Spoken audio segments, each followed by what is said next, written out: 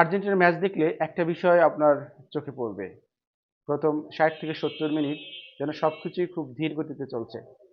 ছোট ছোট পাঁচ, বল দখলে রাখা, অযথা তাড়াহুড়া নেই। আর এই সময়টাতেই দর্শকদের টেনশন বাড়তে থাকে।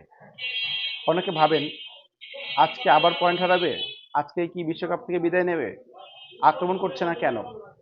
কিন্তু ম্যাচ যখন শেষের ১৫ থেকে ২০ মিনিটে পৌঁছায়, তখন যেন মাঠে নেমে আসে ভিন্ন এক আর্জেন্টিনা। হঠাৎ ম্যাচে গতি বেড়ে যায়। ওয়ান টু ওয়ান পাস, দ্রুত কাউন্টার অ্যাটাক, ফাঁকা জায়গা খুঁজে নেওয়া আর প্রতিপক্ষের রক্ষণে একের পর এক চাপ প্রয়োগ করা। যে দলটা এতক্ষণ ধীরগতিতে খেলছিল, সেই দলটাই মুহূর্তের মধ্যে ম্যাচের নিয়ন্ত্রণ নিয়ে নেয়। এটা কি শুধু কাকতালীয় নাকি কোচের কোনো পরিকল্পনা?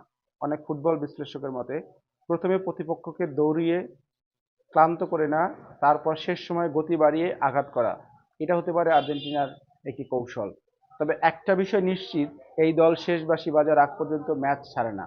আর সে কারণে আর্জেন্টিনার ম্যাচ মানেই শেষ ১৫ মিনিটে নিঃশ্বাস বন্ধ করে বসে থাকা আর উল্লাসে ফেটে পড়া। আপনার কি মনে হয়, এটা কি পরিকল্পিত কোনো কৌশল নাকি খেলোয়াড়দের অসাধারণ মানসিক শক্তি? কমেন্টস করে আপনার মতামত জানান। ভালো থাকবেন, কথা হবে আবার।